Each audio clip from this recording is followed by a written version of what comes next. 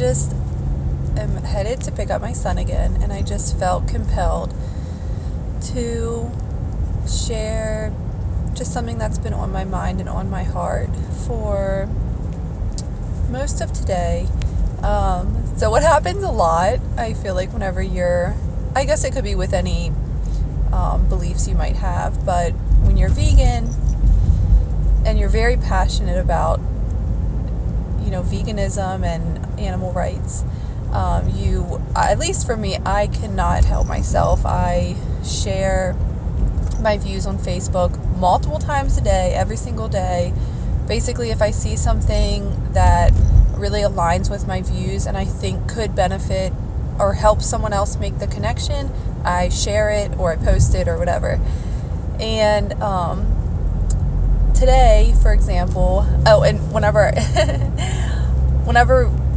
I do that, or I don't know if it's like this for everyone, but when I do that, I will get a lot sometimes of feedback from family and friends that sometimes agrees with what I'm posting or sharing, or most of the time they don't agree, or they are insulted, or they just don't want me to be sharing what I'm sharing, or they don't agree with it, and they let me know, and that's completely fine. That's how we all learn.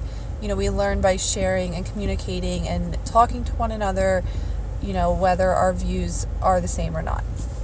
And today, a friend of mine shared a post just expressing how when it is hunting season, and for her, she's also vegan, seeing images of dead deer every day on Facebook is really upsetting to her. And for vegans like her and like myself, I'm sure it's the same for all of them. It's the same for me. When I see those pictures, it truly breaks my heart. And the best way to describe it to someone that might not be vegan or believe that all animals have a right to live, it is equivalent to seeing an image, we don't, but like seeing an image of somebody having killed a dog and posting its lifeless, dead, bloody body on Facebook and being proud of it. That's the best way to describe it, and that's how we feel when we see these pictures, because that was a creature, they were alive, they did not deserve to die, there's no need for them to die, etc. So it's really upsetting.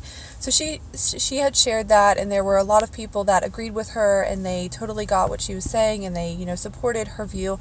But there were also just as many people that they were hunters, or they had hunters in their family, or they ate deer meat, and they let her know, actually we need hunting, and we need to kill these deer, and we have to kill them, of course. So that usually if I see especially a fellow vegan like getting attacked on Facebook or wherever, I usually try to help, or just offer whatever knowledge I can, or points of view that I can, whatever. And so I did. There is, I think it might have been on Plant-Based News, they had released a video and a blog about how we do not need to control the deer population. We do not need to hunt them and kill them. And it was a really good video, and it just spoke about how the Department of Natural Resources actually tries to manipulate the deer population in certain areas to increase it in order to, I forget how they put it, but sell more hunting licenses, to get people to hunt these deer that are, the population is heavier in some areas, sparser in others, except whatever. And so I was trying to share that, and just sharing a bunch of different stuff, as you do, as a vegan especially. And it was really sad, because one of the things that I had mentioned was that, there are, first of all, if a species is truly overpopulated, not overabundant, but overpopulated, nature will take care of that. Nature, if there's too much of one species or animal to live in a certain ecosystem or environment, nature will take over, and basically the weakest will die naturally, and the strongest, will survive and continue to reproduce, etc. And I was saying how, some areas, neighborhoods, whatever, counties, I guess, they actually will implement, instead of hunting, they will do things like put up walls, spray like different types of deer repellent, I guess, and do things like that in order to deter the deer from, areas that are populated with people, to prevent car accidents and things like that. And I'm sure if you've driven around larger cities, you'll see like on the beltway, on the highways, there will be like really tall, some of them are like sound barriers, but it also, I'm sure, is to keep wildlife and deer, off of the highway, to prevent accidents, things like that.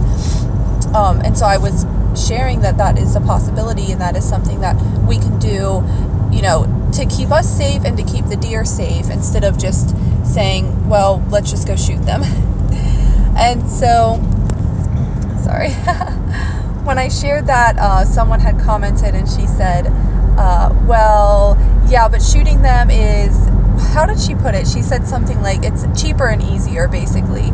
Well, number one, it's not exactly cheaper, because hunting equipment, if you're a hunter, you completely will understand this. Hunting equipment, it can get really expensive. But I understand it might be more expensive for the government in general or whatever. But, so yeah, she said how it was cheaper and, easier to just kill them, keep them off the road, kill them. And, well, killing them, I don't want to. I digress. I'm not going to go off onto something else that could be for another video. But, it was just really sad, because there are so many times when we can say, oh, we should go with a cheaper and easier alternative to whatever, because, for the sake of saving money or saving time. And it's just because it's cheaper and easier does not mean that it's the better or more ethical thing to do. And I just replied to that by saying, for example, dogs that are in shelters, it would be very easy, I'm sure, and save a lot of time and a lot of money to just euthanize all the stray dogs or all the homeless dogs or all the dogs that are surrendered to shelters. It would be extremely efficient to just kill all of them. Just kill every single dog that is surrendered or found on the street. Just kill it. And that would solve the problem. And then we aren't wasting money and time and, rehabilitating and feeding and fixing, millions and millions of dogs all the time if we just kill all of them. Why don't we just kill them? And she didn't reply to that. And I think it's because,